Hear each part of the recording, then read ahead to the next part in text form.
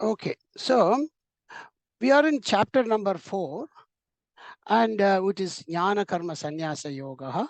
And we start about, start from everything, the Karma Yoga, what Krishna said, this is coming from Parampara Praptam, and then Avatara Mahima we saw, and then Krishna said, by knowing this Avatara Mahima itself, my Janmam Divyam, my Mama Karma Divyam, all these divine, my form, my divine actions, thus by knowing Arjuna, one can attain moksha. And he further went on to elaborate about this, because basically even the last class when we say about Chaturvarnyam, we basically wanted to say, look, even I have created in my actions, in Bhagavan's karma itself, in the Bhagavan's action is where the focus is, purely in this. And Bhagavan said, so in my actions, you see, in this one, we also the Chaturvanya Maya system, Bhagavan says, Sasya Kartaram api mam vidhi akartaram abhyayam. So the knowledge to be known further is that akartrutvam or akarta avyayam. And to explain this avyayam akarta, that is non-doership, what Bhagavan has set the standard, and how we can also get that possible. It is not that some milestone Bhagavan has said it is not possible for you, it is only possible for me because I am an incarnation, I am a Lord. He wants every one of us to be an akarta. So akarta means a non-doer while doing actions. So that means we need that knowledge while we are doing these actions, and also how to remain as a non-doer. And it's a matter of practice. It's a upasana. It's an abhyasa. This practice is taking us to perfection, because every one step we take in this kind of a non-doership, when we do this action, leads us multifold into that moksha. And the jnana gets beautifully exemplified within us. So that is why when people ask, we learn so much about karma yoga, how to practice karma yoga? By doing this akartrit bhava, by doing this non-doership. That Krishna, that this is doing without, the purpose is only you. And then if we put Krishna in the front, or anybody, the Ishvara that you have the most fond, the closest to sip, you Rupasana Devam, and in the action, in everything we perform. That's why Bhagavan said the main thing is to do that with the akarta avyayam. And then again, he said in the last, when we finished in the last chapter, also in the last class, when we finished off at shloka number 15, he says this karma that we will explain more from this class.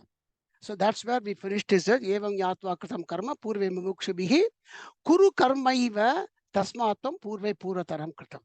So how this previous people who have attained moksha like Janaka, Ikshvaku, Surya Bhagavan is still doing that action. And because it's a place, okay, that is what we are going to see more today. Okay. And Srividya Shubha, can you chant after me if you don't mind? Yes. This one, shloka number 16. Kim karma kimakarmeti. Kim karma kimakarmeti. Kim karma kimakarmeti. Kavayopyatra mohitaha. Kavayopyatra mohitaha. Kavayopyatra mohitaha. Tatte karma pravakshyami. Tatte karma pravakshyami. Tatte karma pravakshyami. Yajñatva mokshase shubhat. Yajñatva mokshase shubhat. Yajñatva mokshase shubhat. So Bhagavan has set the purpose of knowing this particular action, and also to do these actions in the right way. Okay. So Bhagavan, first the word itself is karma. Karma, kim means what? What is action? So that is where itself we are going to start. What is an action? What is an execution? What is some kind of a transaction that happens in this world? That is what we are going to see.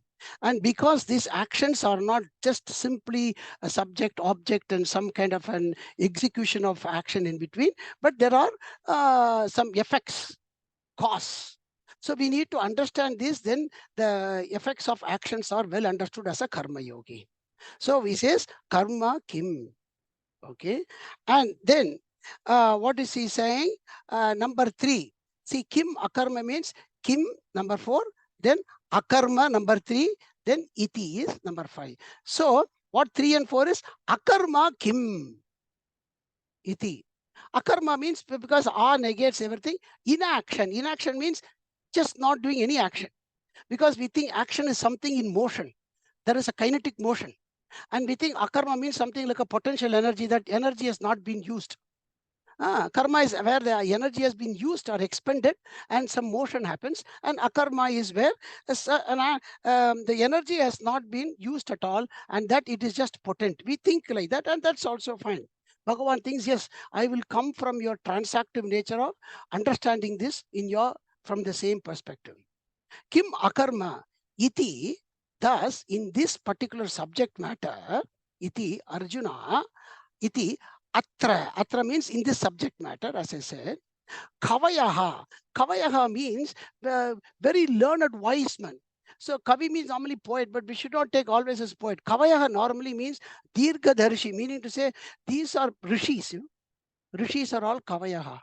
So all the rishis, the seers who have done a lot of tapas, kavayaha, kavayaha, api. Number 8 is api. Kavayaha api. Even they, mohitaha, they get deluded in this one. So what about you? It is not that easy.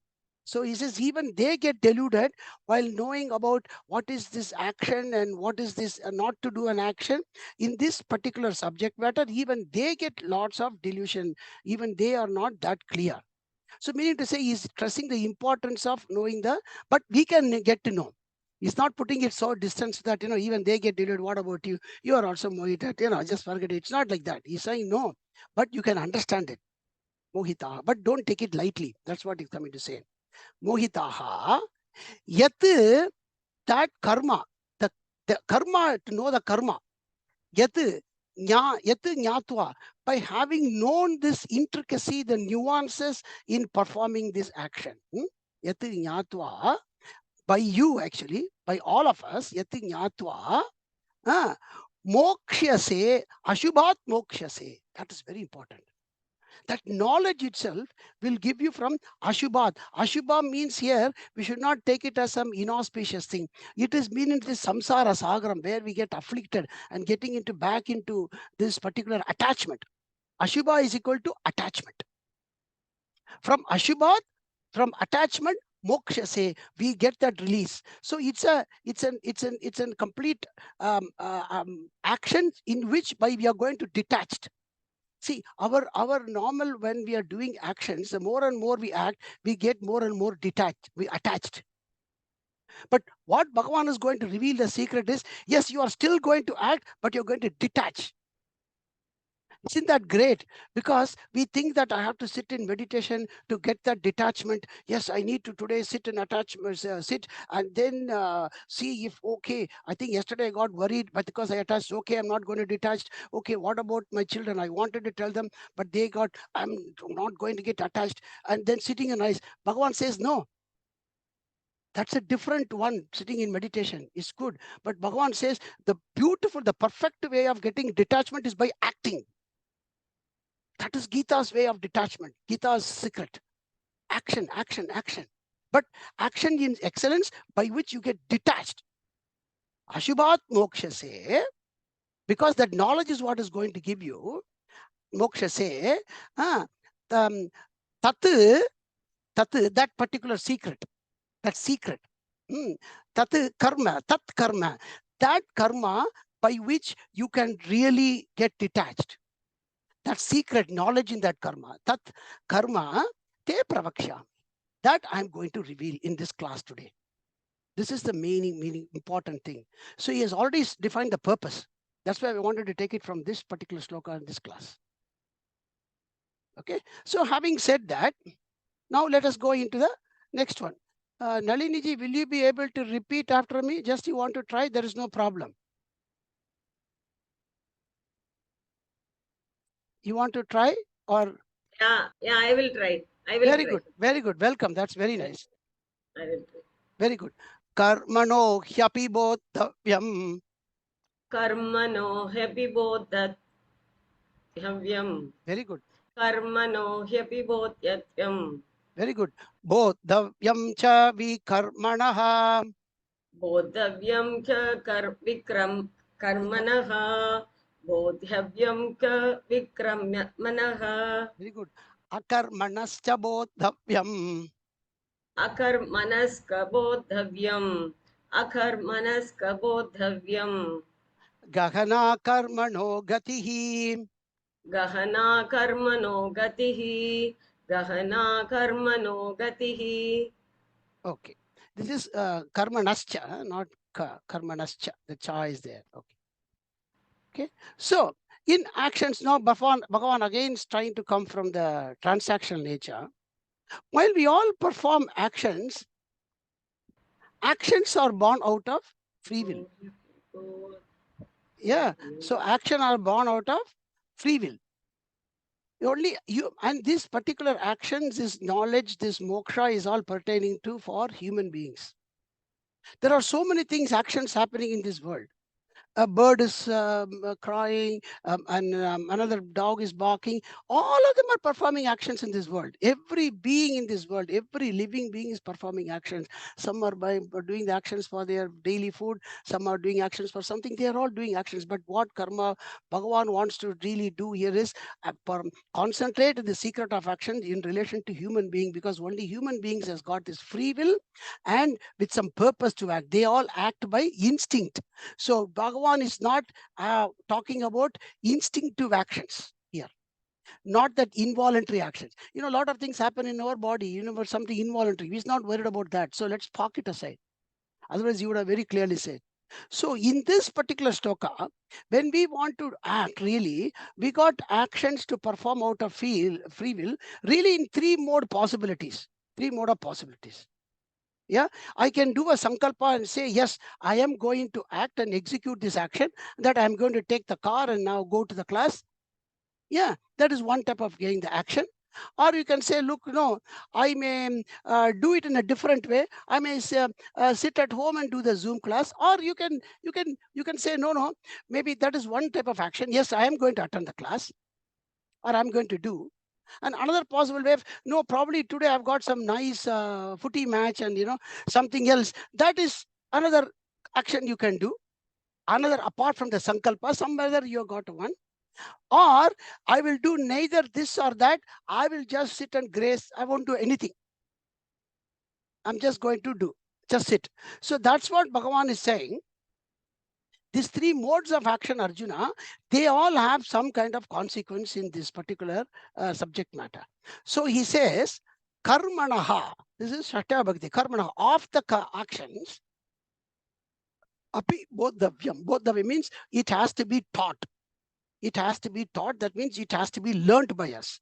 So you need to learn about actions, Arjuna. That is executing actions in the right manner as per what is stipulated in the Vihita karma, Niyata karma. That which is the rightful action as what is said in the scriptures and what is good for the purpose. That action you need to know. Api bodhavyam. Cha, and also vikarmanaha, meaning to say viruddha karmanaha. That is action which is not stipulated really.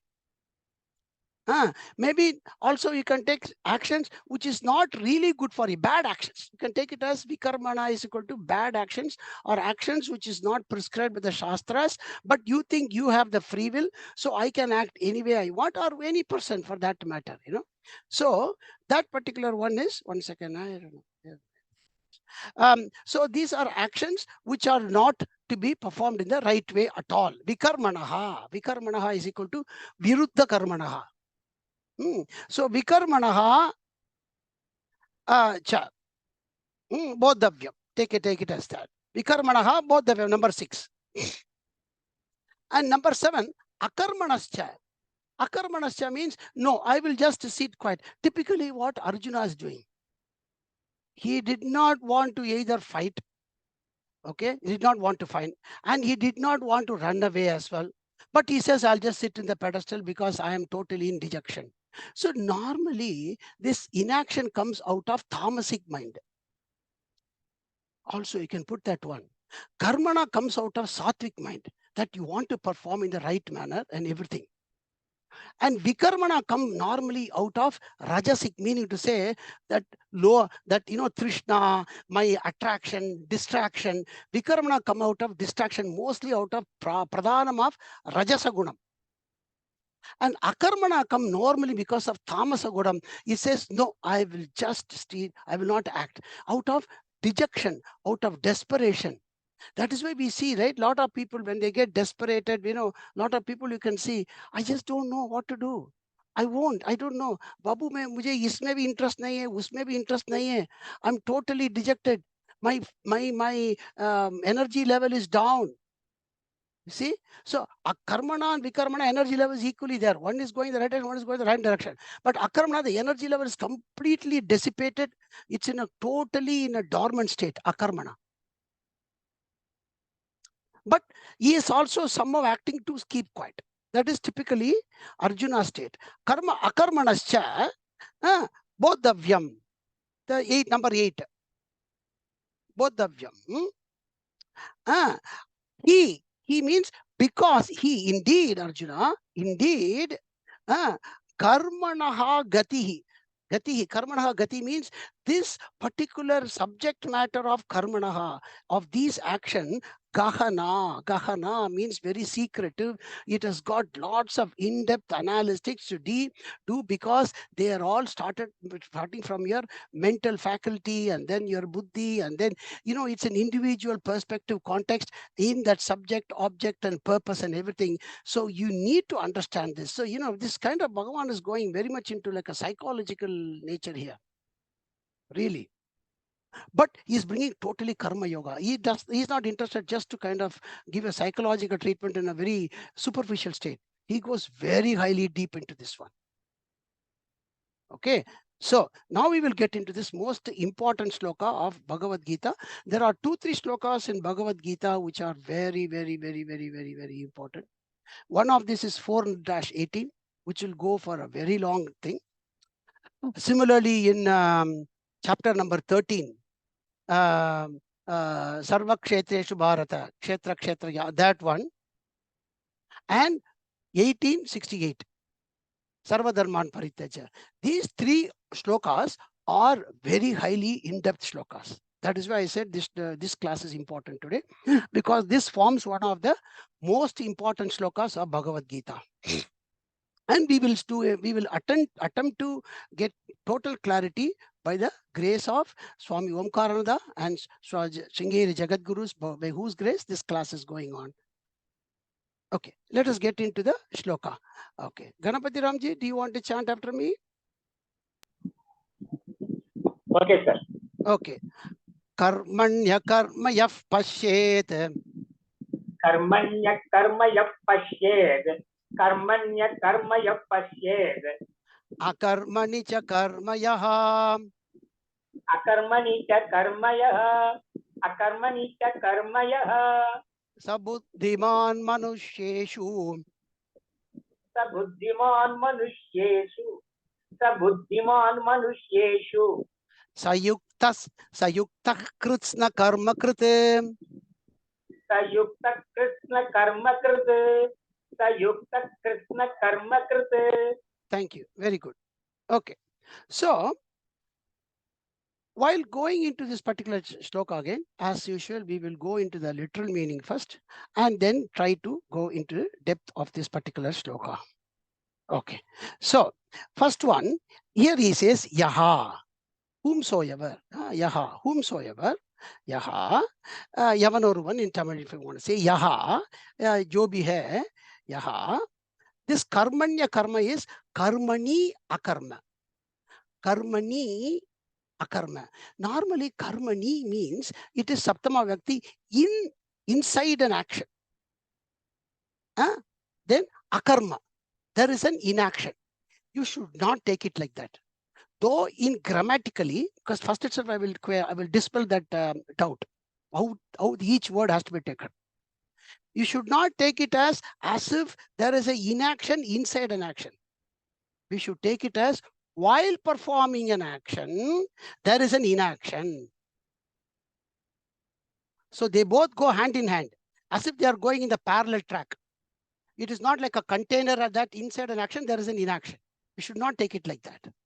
So karmani akarmanaha, while performing the action, the inaction, which is present, pasyet, if he were to see that, observe that very clearly. So we're going to literal meaning only, but don't worry. You're with me. We will go quartlet by quartlet or padam by padam.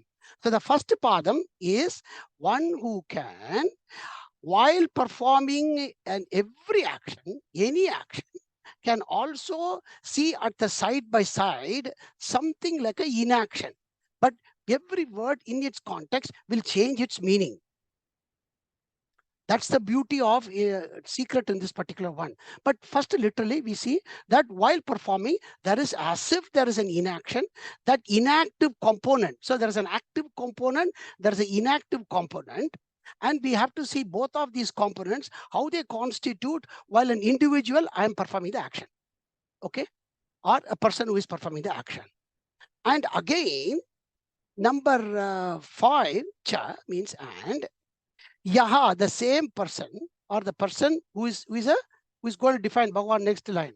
Yaha, this person, yaha, number 7. Akarmani, this Pasyet Akarmani is Pasyet Akarmani. Akarmani, while performing an inaction. Meaning to say, we defined inaction. That inaction is tamasic, right? That while I am not going to do anything. The previous one, but in this quartlet, you take it as the same thing.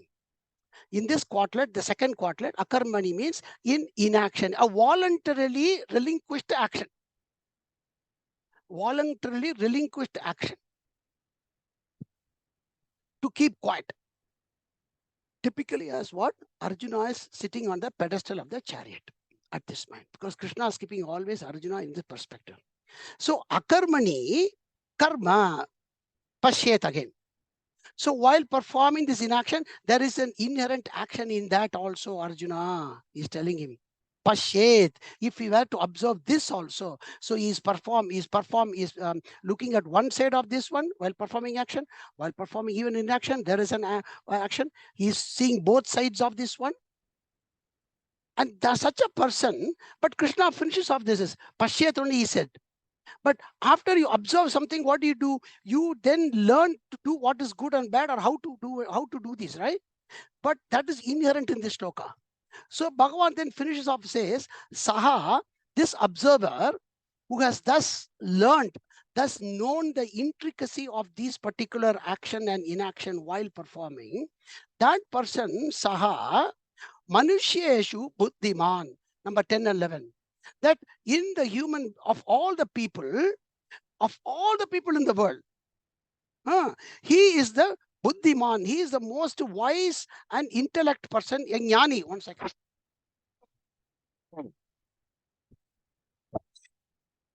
So Bhagavan says, he is truly, of all the person in this world, a buddhiman, the most wise and intellect person, because he is able to both side of you. Because as such, while acting action, there is 2 components, and also while not acting, there are 2 components. But he is able to differentiate these components, all the 4 components, in their different perspective, and he is able to kind of exactly do an action or not to do clearly, beautifully. That person is the buddhiman, and that secret is what we want to learn from this particular class. And sa buddhiman, manusheshu buddhiman, and saha yuktaha. Yuktaha means he has totally a he's got total conviction with the knowledge. Conviction comes out of knowledge. That superior knowledge, gahana karmano gatihi, that secretive knowledge, gupyamanam gatihi, gupyamanam knowledge, that he has got it. And he is completely endowed with it. Saha yuktaha. And also such a person, he says, saha kritsna karma krita. Kritsna means in totality, karma krita, that he has performed all the actions in his duties, basically. Duties. And he does not have really any duty to perform, but he still performs actions because the prarabdha karma is there with him still. So When he says this, so this particular, all the second line is all about the attributes of that person. 3 attributes: saha manusheshu buddhiman, saha yuktaha, saha krishna karma krite. And that's what we want to attain. Okay, so now let us go a little bit more into this particular one from the first quarter. But I will first I will give you a little bit on the first quarter, and then I will jump more into the second quarter. So in the first quartlet, Bhagavan says, and again I said, Pasyet is just not only observe. After observing, he is going to act. He is a yuktaha. He has got his conviction. So in this particular one, what Bhagavan says, first one is Karmani, meaning to say, while he is performing this action, and I said, right, in this one particularly, it's all by your own free will. That free will that we are acting. And in every action that we normally perform in this world, right, there are 3 modes in which we perform actions. And also for now we'll go a little bit more into deep analysis of what is an action. And then we will get into the Karmani and Akarmani and everything. Okay. Now for doing an action or to exactly, an action is what? An action is transactional in nature. For action is normally a kriya padam, that is something has to be done, and a motion has to have. Motion means a something, a subject, object, and a verb has to happen. Some verb has to be happening. And for a verb to happen, for a verb, that in English certainly, what we need in as per in Gita, it comes in chapter number 18, but I will come to that reference as well here. For any transaction to happen in this world, there are 5 important requirements. Don't worry, you can then record this one, then you can see 5 important requirements. Number 1, that a subject must be there, right? And these are all about human beings only. So a subject, that person should be there. So there should be a body, an identity must be there. So that we call it adhishtanam. And that adhishtanam, that the adhishtanam could be your body, your mind, and your words and everything. We'll come into that one of this. But totality, there is a subject, one subject, that an identical person is there. And that identity person, for him to then act, adhishtanam, tata karta. So basically we say karta, karanam, karyam. Normally we say only triputi. Karta means a doer, karanam means instrument, then the karyam means the action. These are the 3 things, like subject, object, verb, something like that. But I'm going to little bit more into 5 aspects because that gives us much deeper, good understanding. So not only this identity, then he's a karta. Karta means he is taking the free will of doing an action. So if that person A, adhishtanam person, if he wants to execute his free will to say, yes, person A is acting, then he is the karta. So the subject has said, yes, I am going to execute the action. So that he has become a karta. Adhishtanam, karta. Now, while he performing this action to that, he needs an instrument. Nobody can perform an action without an instrument. And that is what we call karanam. So when we say karanam, that karanam means, say, for example, let us see what all as an individual we can do. Okay, even if there is another person there or not. If I want to speak, I need to have my mouth.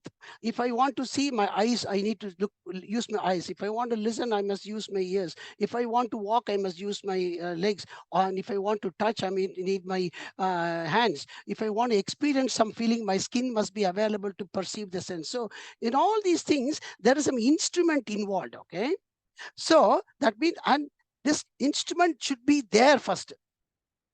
Karanam.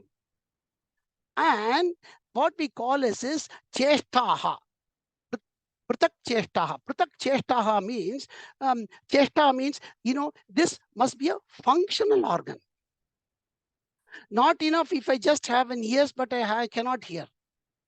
Not happens if ears are there, but completely it's got cataract that I'm not able to see anything. Then the action cannot be performed. You're going to say, look, I can't see. I lost my glass or I can't do. That means the action. So that means it has to have that functional thing. And For also in this one, it also that there's another person to transact should be there. Or even a book, if you want to read a book, that book should be there for you to read. So that is what called cheshtaha, pratak cheshtaha. That is, subject and object should be there. Pratak cheshtaha is equal to subject and object, both are ready to perform the action or receive the consequence of the action. And Deivam. The Deivam is the fifth important thing. They need to say, you should be, that Deiva Anugraham is the communicator between these two, so that the transaction happen between A to B is able to do that action. If I am able to speak and you are able to hear today, that means Deivam is there. With the Deiva Anugraham only you are able to listen. With the Deiva Anugraham only I am able to speak. With the Deiva Anugraham only these computers, the Zoom, everything is happening. So that's a Deiva Anugraham. So all this, that means environmental surrounding. Even you can say ether, if that is not there, that is not going to go. So you can put that environmental surrounding. So these 5 important things are there for every action. Right. Now, let us go a little bit more into that one. While I have subjected my karta, karta means I have done this, executed the free will. While executing the free will, in this one, Bhagavan wants, what she wanted to see is akarma. So where is akarma here? That is where it is the main doubt here. So what Bhagavan wants to really say is, when you put that karta as that person to do the thing, there are 2 ways, Arjuna, you can really do it. In that karta, there is what is called a kartrutvam or a doership.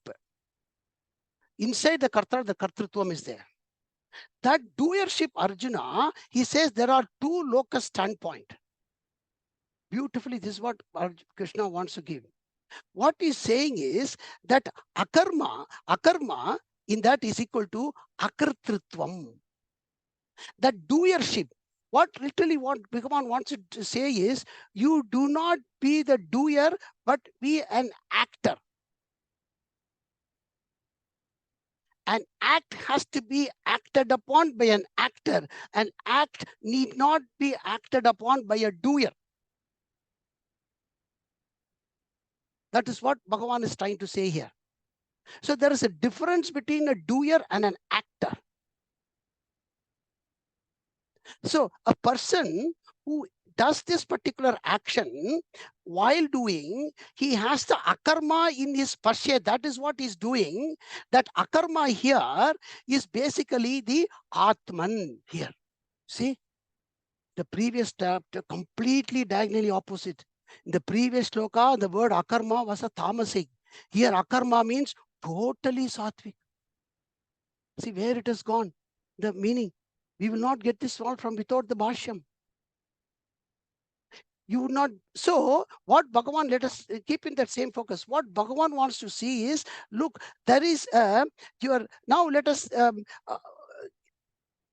leave this for 1 minute. So I said it has to be an actor, but not a doer. And it is only shifting the locus standi of the kartrutvam or the doership from to an external factor rather than to an internal factor. But again, our doubt comes, how can this happen really? Because I have to see where I'm putting my finger, or where I'm talking to, what I'm looking to. I can't say I can just be like a dumb robo just going. It's not possible. Bhagavan is not saying that as well. We will see that one slowly. Before we go more further into this, dwell into first quartlet, let us see the second quartlet, because that gives you a good reference again back. So we'll be going back and forth, so pardon me, because that's how and also we must understand, action is ever performed by everybody. Because see, Gita, whenever we are saying, this is my little bit of an effort I'm trying to see, we have to see it in wholesome. Right. So by chapter 3, Nahi Kashchit Karmami Karya Karmavet, he says, nobody can remain 1% without doing an action. So that means there is an action that is happening all the time. What Bhagavan wants to see really is, when he says akarma, he says, look, do keep that akarma as the Atma or the Bhagavan. Yajnartat karmanon yatra. What really Bhagavan wants us to know that is the attachment while doing in the action, where it has to keep that focus standing. Because if you really look at the second quadlet here, Akarmanicha Karmayaha, at that time, what happened for Arjuna? See, in this second quadlet, Akarmani is typically the Arjuna state of saying that I will not do any action. Right? In that action, because he executed with his free will, okay, there is a Karta Bhavam there. Karta Bhavam there. And that Karta Bhavam in that Akarmani, that Karta Bhavam is what Karma is in that Akarmani. Because while standing quiet, he is saying, yes, I will clasp my hand, I won't. But you are executing that action by clasping your hands and sitting in the pedestal voluntarily. And that itself is an action, because you have put that karta bhavam into that yourself. And so you are taking the ownership, and that is actually a kind of an escapism. That is what Bhagavan does not want you to do. So the second quadlet is the negative side of a particular action, which this Buddhiman, having seen this, says that, no, I will not be like this. So the first quadlet is what he's observing and says, yes, I will be like this. And second quadlet is what he's observing and say, I will not be like this. Because he has to ever act. Why one has to act? And he says, and that's what Shankara says, so a person has to act like the number one, so that Ashubhat Moksha says, so that if he is a sadhaka, that means he is getting the chitta shuddhi, this way of acting, and then his jnanam gets more and more reflected. And even if he is a jnani who has Krishna karma, he still has to act because for loka sangrahartha.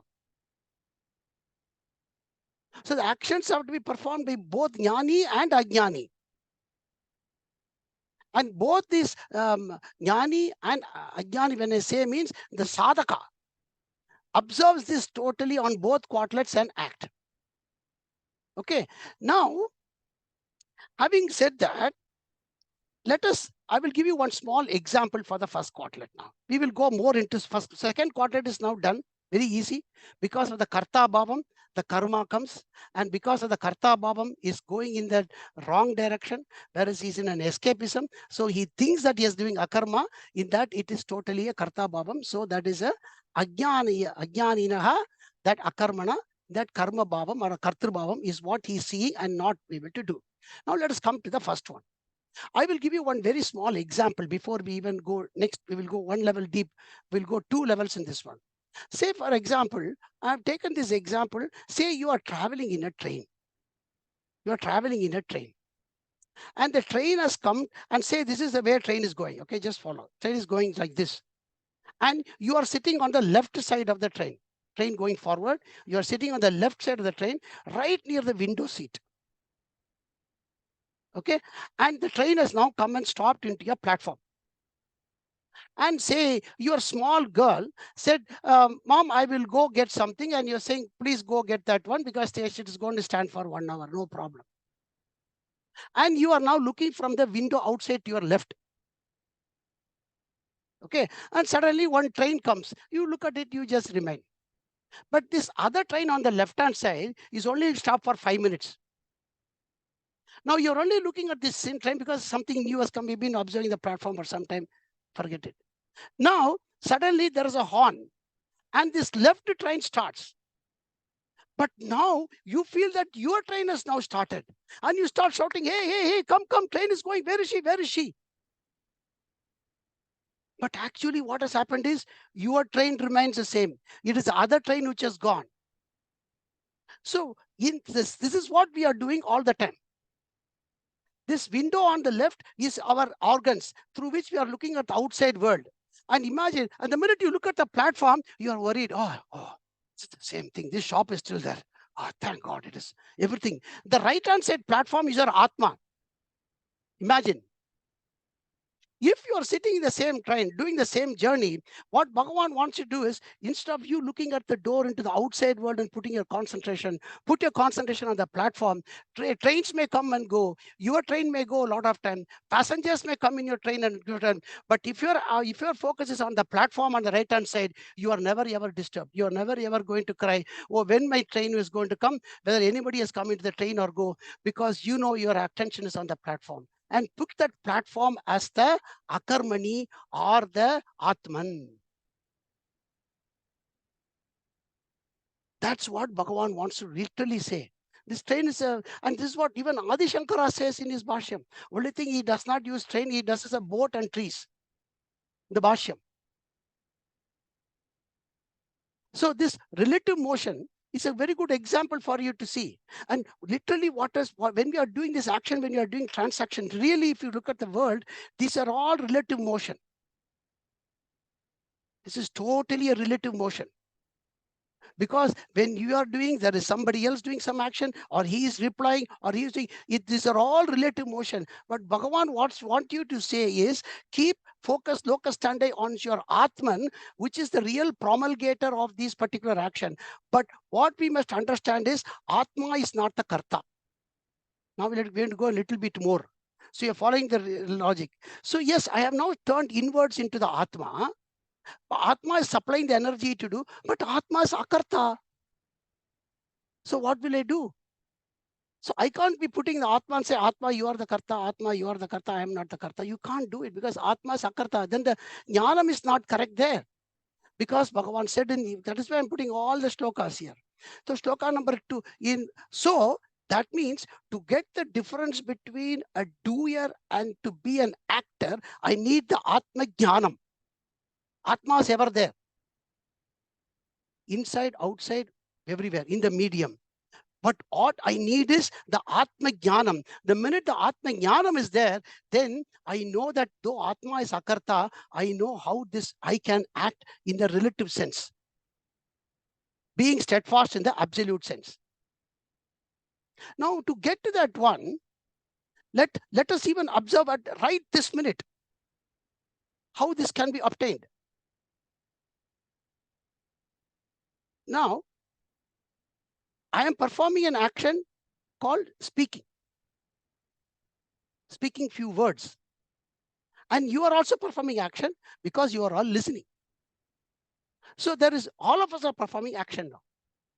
Though we may be sitting wherever we are, but we are all performing action. Now, if I take it from a subjective context, and it is only Bhagavan wanting you to have the context switching that he is trying to say here. It is not really a completely, you can take your eyes for. It's only a context switching Bhagavan is saying. So when I am speaking, what is really happening in this instrument, because you can only see my instrument.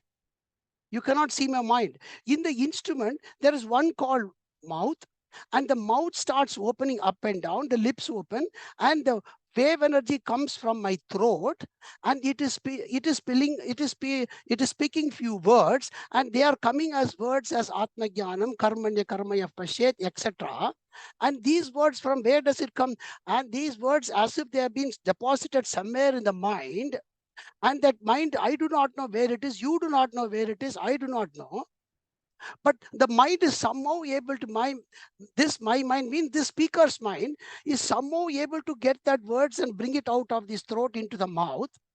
And inside the mind just cannot act, but it knows that these words have somehow gone into the buddhi, in the intellect, that this particular shloka, these particular words are still there, whether somebody could write it in Sanskrit or Tamil or English or whatever it is, language immaterial, it is beyond language because it is words, and that is coming from that buddhi bank where it has been deposited. But still, these are all instrument. Buddhi is also an instrument. So, but there is still a karta inside. That karta, who is that karta? That is where our doubt. Then I can put the actorship or the doership properly. That that particular aspect of that subject identity, which you may call as Babu or speaker or whatever it is, that is what we call as Chidabhasan. Chid Abhasa. Meaning to say, I have to be alive to speak. So there is a life energy which is doing all these things. This life energy, which we call as this complete speaker, that is actually the reflected consciousness. Because Atma is always there, whether this life is there or not. Atma was there before this body, Babu, was born. Atma is there when this Babu is existing. Atma will be there when this Babu perishes. But that Atma reflects into these particular medium of actions to dispel these words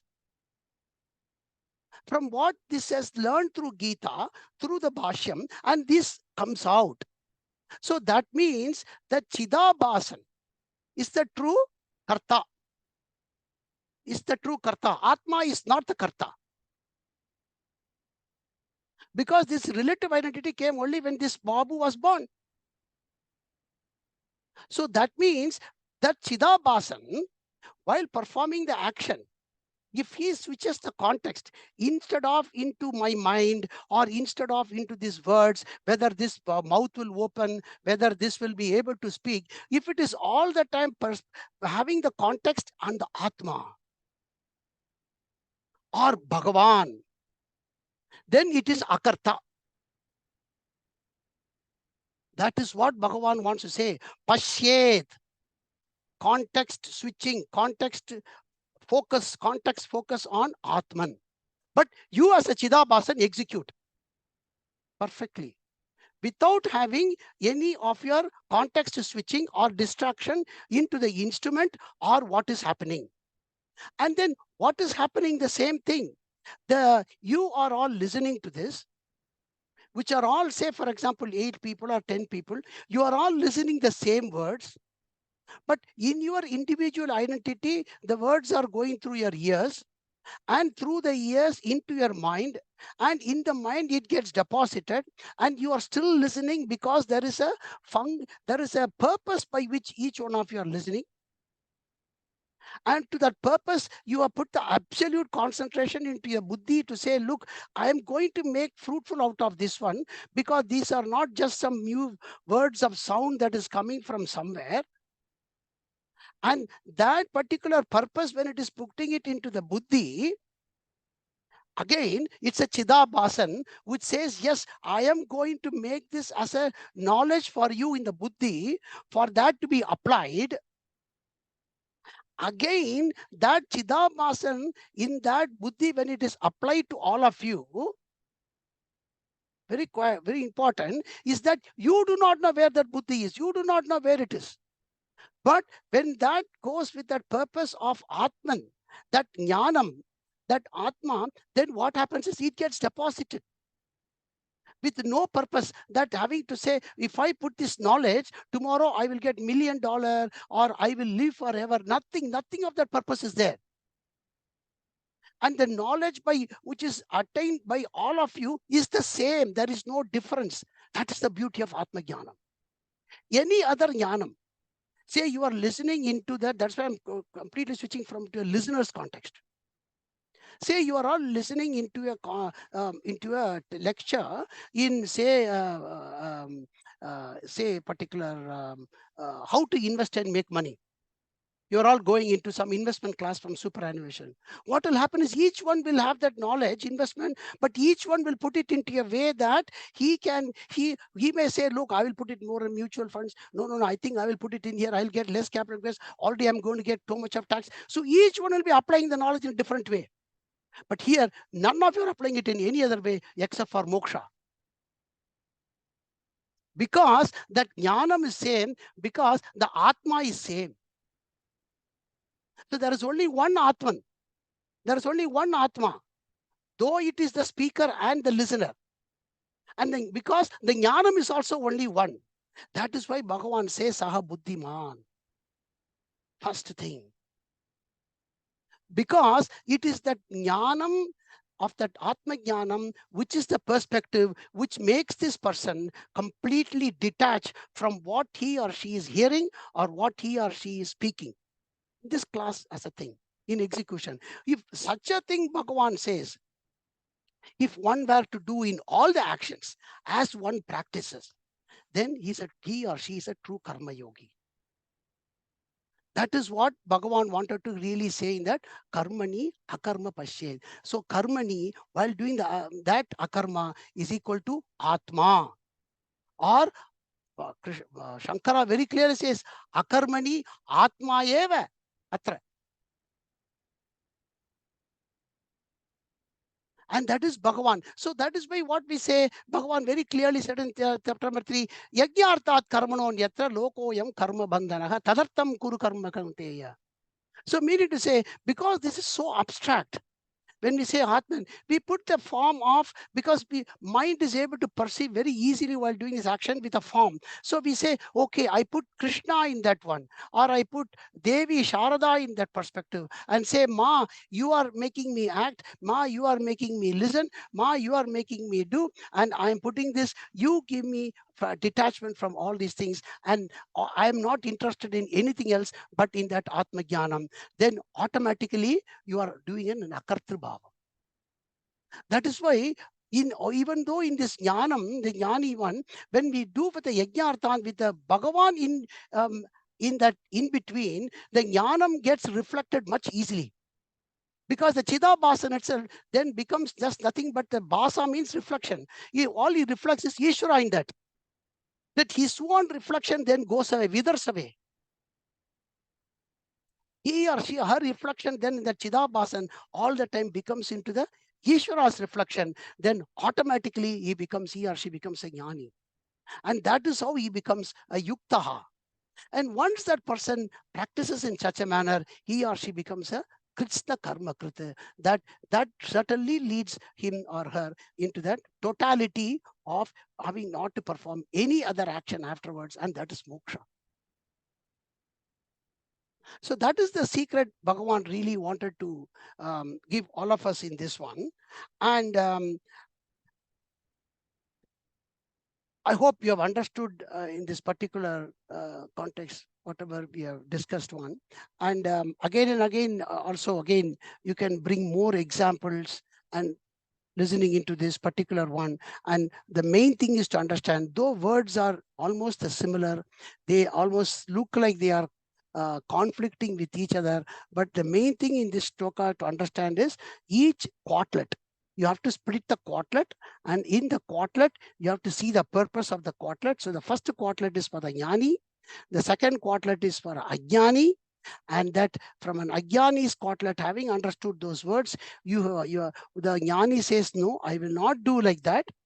And looking at the first quartlet saying that, yes, I will do like that. And again, he or she is observing in that words what Bhagavan says. Akarma is meaning really akarta, meaning to say akartrutvam.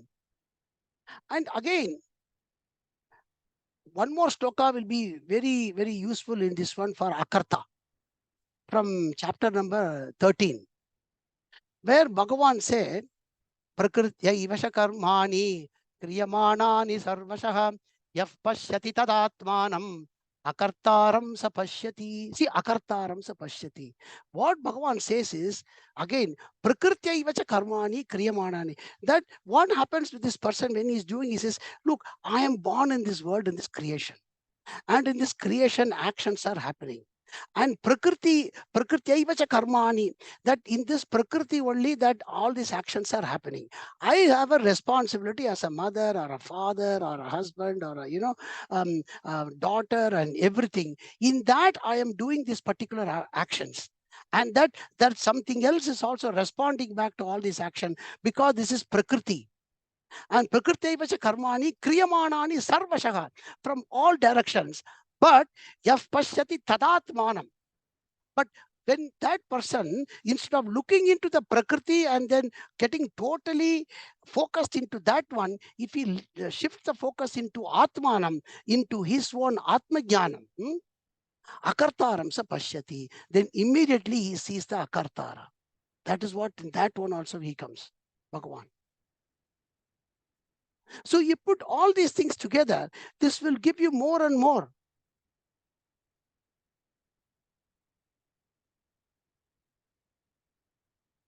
Isn't it?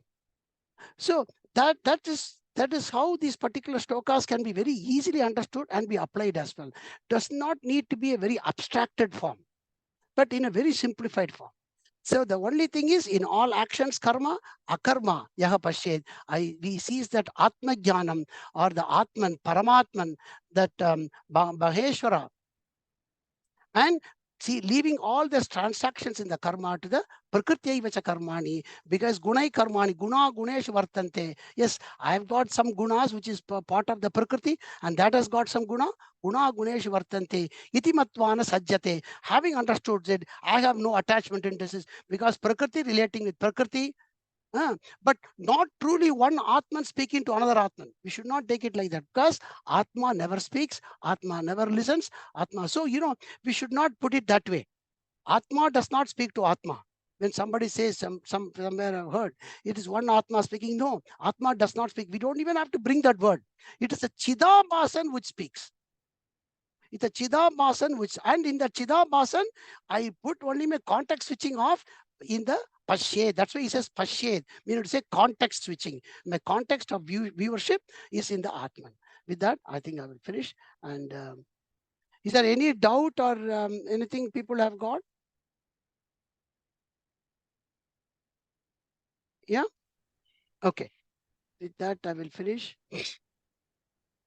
Om Tatsat iti Srimad Bhagavad Gitasu Upanishadsu Brahma Vidyayam Yoga Shastre Shri Krishna Arjuna Samvade Jnana Karma Sannyasa Yogo Nama Chaturtho Dhyayah Shri Krishna Arpanamastu. Om Tatsat Atash Gita Mahatmyam Dharau Vacha Bhagavan Parameshana Bhaktirabhya Vicharini Prarabdham Bhujyamanasya Katam Bhavati He Prabho Shri Vishnuruvacha Prarabdham Bhujyamano Hi Gita Sada Samukta Sasuki Loke Karmana Nopalipyate. So you see, the Gita Jnanam gives you that detachment.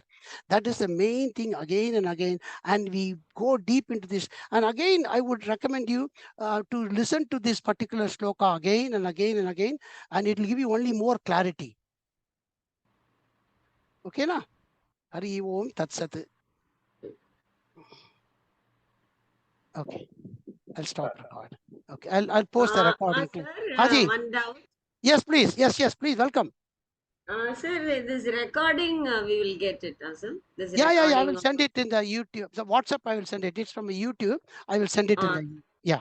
Okay, sir. Thank you. Thank you, No, sir. no problem. Any doubt, Chandrasekhar Bhaiya, KK, Devina ji? No, thanks, Babaji. I have to leave quickly, but just one thing, it comes to my mind, I want to share with everyone, especially if it is okay, you can say.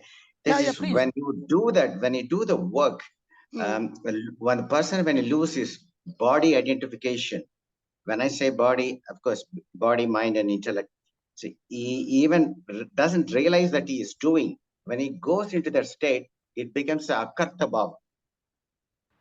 Correct? I mean, that's what I think. Some people I've seen that when especially some Swami Omkarananda gives a talk, he says he doesn't prepare, he just comes and talks. Yes, and also Paramananda, I mean, you come to my place, the Paramananda ji and Anubhavananda. So when you get to that stage, yes, Atma doesn't speak, it's actually reflected consciousness. That means everything is shining, it's directly going into through your instrument, body, mind, intellect, and then its delivery. So you don't even get the feeling that you are doing it. You are not that. You don't exist. Sorry. No, that is it. No, you exist. See, there's a thing. You exist. We have to, because in the transactional world, we cannot, what can I say, escape from ownership. Right. Say the same Swamiji, when he's driving the car and going back, he has to take responsibility while driving in the car, that he will know that he has to do the right things, So in that awareness of the external world, they are very well aware. All of them, all the Swamijis, when they are in the outside world, they are very well aware. But only thing is, they are locus standi, and their impressions from the outside world is totally different, probably from people who are attached. That's all. Their impressions are totally different. That's all. Correct. As a jnani, Yeah. their impressions are not attached. It is a purpose from point A to B, moving and just driving and then doing. So, and so they take ownership of what they do. So they cannot be like a robo. See, that's what again and again, Krishna does not want us to be a robo, to be totally as if not taking any ownership.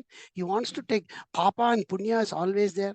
See, Papa and Punya is always there, whether you are a jnani or not a jnani, in the outside world context.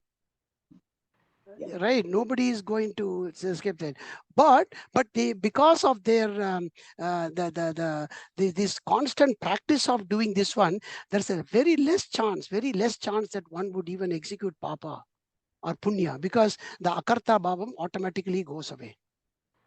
Yeah, correct, Babuji. Actually, when I said don't exist, I was thinking about Swami Vivekananda used to go and see in the mirror and see whether it really exists or not.